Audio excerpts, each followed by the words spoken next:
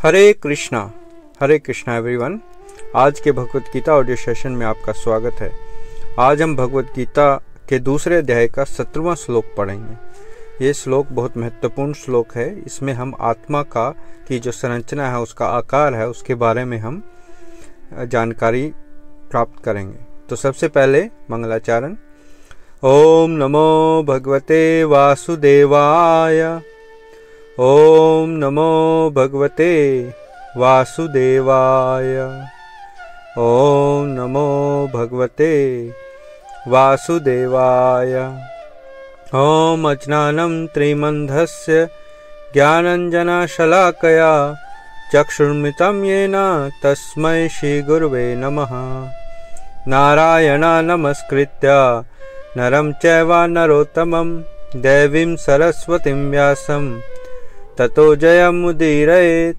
नष्टप्रायशवभद्रेषु नित्यं भागवत सेवया भगवती उत्तम श्लोके भक्तिर्भवति नैष्ठिकी। हरे कृष्णा कृष्ण कृष्ण हरे हरे, हरे राम राम राम हरे हरे। जय शिला प्रभुपाद की जय, शिला गुरुदेव की जय, कृष्ण बलराम की जय, श्री वृंदावन धाम की जय, नित्य गौर प्रेमानंदे हरि हरि बोल। हरे कृष्णा। तो आज हम पढ़ेंगे अध्याय 2 श्लोक संख्या 17। अविनाशी तु तद्विद्धि येन सर्वम् इदं ततं विनाशम् अव्ययस्य न कश्चित् कर्तुम् अर्हति। भावार्थ और तात्पर्य जगतगुरु शिला प्रभुपाद के द्वारा। जगतगुरु शिला प्रभुपाद की जय। भावार्थ, जो सारे शरीर में व्याप्त है उसे ही अविनाशी समझो। उस अव्यय आत्मा को नष्ट करने में कोई भी समर्थ नहीं है। तो यहाँ भगवान आत्मा की स्थिति बताते हैं शरीर के अंदर। तो इसका तात्पर्य पढ़ते हैं। तात्पर्य बहुत लंबा है और शिला प्रभुपाद ने बहुत ही अच्छे से इस श्लोक की व्याख्या की है, जो बहुत महत्वपूर्ण है। और हम इस पर 2 सेशंस लगाएंगे इसको समझने के लिए। तो आज मैं तात्पर्य पढ़ता हूँ और कल हम इस पर चर्चा करेंगे। तो तात्पर्य, इस श्लोक में संपूर्ण शरीर में व्याप्त आत्मा की प्रकृति का अधिक स्पष्ट वर्णन हुआ है। सभी लोग समझते हैं कि जो सारे शरीर में व्याप्त है वह चेतना है। प्रत्येक व्यक्ति को शरीर में किसी अंश या पूरे भाग में सुख दुख का अनुभव होता है, किंतु चेतना की यह व्याप्ति किसी के शरीर तक ही सीमित रहती है। एक शरीर के सुख तथा दुख का बोध दूसरे शरीर को नहीं हो पाता। फलतः प्रत्येक शरीर में व्यष्टि आत्मा है और इस आत्मा की उपस्थिति का लक्षण व्यष्टि चेतना द्वारा परिलक्षित होता है। इस आत्मा को बाल के अग्रभाग के 10,000वें भाग के तुल्य बताया जाता है। श्वेताश्वतर उपनिषद में 5वें अध्याय के 9वें श्लोक में इसकी पुष्टि हुई है।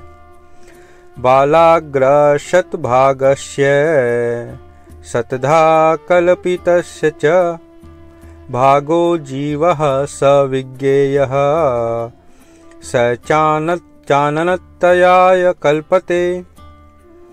यदि बाल के अग्रभाग को 100 भागों में विभाजित किया जाए और फिर इनमें से प्रत्येक भाग को 100 भागों में विभाजित किया जाए, तो इस तरह के प्रत्येक भाग की माप आत्मा का परिमाप है।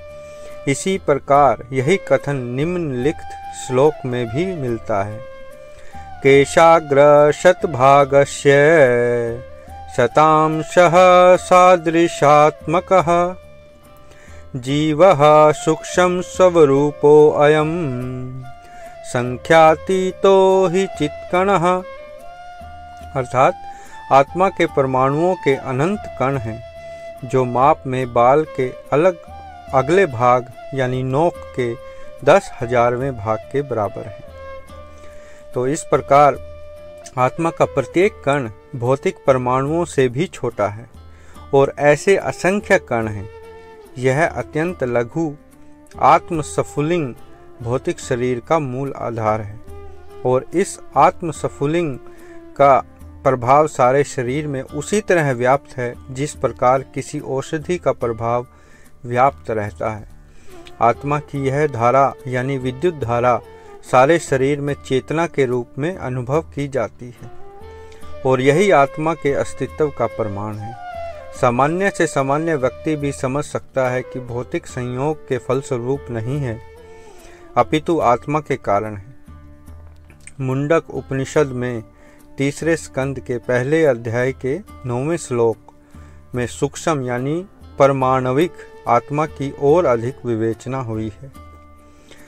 एषो अनुरात्मचेतसा वेदित्वयो यस्मिन् प्राणः पंचधा संविवेश प्राणैश्चितं सर्वोत्तम प्रजानां यस्मिन् विशुद्धे विभवतेष्य आत्मा, यानी आत्मा आकार में अणु तुल्य है जिसे पूर्ण बुद्धि के द्वारा जाना जा सकता है। यह अणु आत्मा 5 प्रकार के प्राणों में तैर रहा है, यानी प्राण, अपान, व्यान, समान और उड़ान। यह हृदय के भीतर स्थित है और देहधारी जीव के पूरे शरीर में अपने प्रभाव का विस्तार करता है। जब आत्मा को 5 वायुओं के कल्मश से शुद्ध कर लिया जाता है तो इसका आध्यात्मिक प्रभाव प्रकट होता है। तो हठ योग का प्रयोजन विविध आसनों द्वारा उन 5 प्रकार के प्राणों को नियंत्रित करना है जो आत्मा को घेरे हुए हैं। यह योग किसी भौतिक लाभ के लिए नहीं, अपितु भौतिक आकाश के बंधन से अणु आत्मा की मुक्ति के लिए किया जाता है। इस प्रकार अणु आत्मा को सारे वैदिक साहित्य ने स्वीकारा है और प्रत्येक बुद्धिमान व्यक्ति अपने व्यवहारिक अनुभव से इसका प्रत्यक्ष अनुभव करता है। केवल मूर्ख व्यक्ति ही इस अणु आत्मा को सर्वव्यापी विष्णु तत्व के रूप में सोच सकता है। अणु आत्मा का प्रभाव पूरे शरीर में व्याप्त हो सकता है।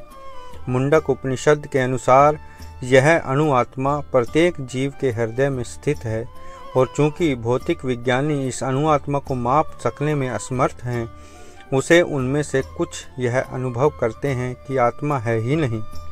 व्यष्टि आत्मा तो निसंदेह परमात्मा के साथ साथ हृदय में है और इसलिए शारीरिक गतियों की सारी शक्ति शरीर के इसी भाग से उद्भूत है।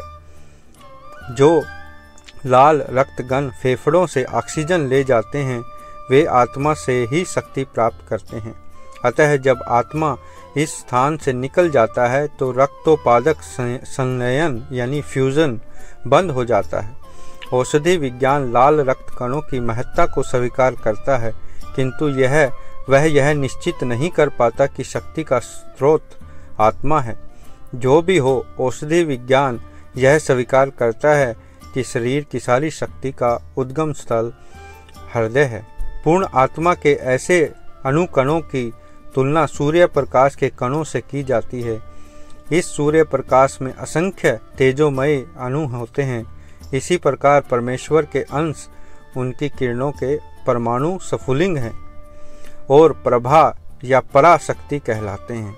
अतः चाहे कोई वैदिक ज्ञान का अनुगामी हो या आधुनिक विज्ञान का, वह शरीर में आत्मा के अस्तित्व को नकार नहीं सकता।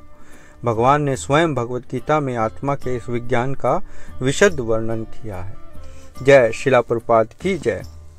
तो आज के इस ऑडियो सेशन में इतना ही। हमने पूरा तात्पर्य पढ़ा और कल इस तात्पर्य में जो विषय हैं उनको एक एक करके हम उन पर चर्चा करेंगे। धन्यवाद। हरे कृष्ण।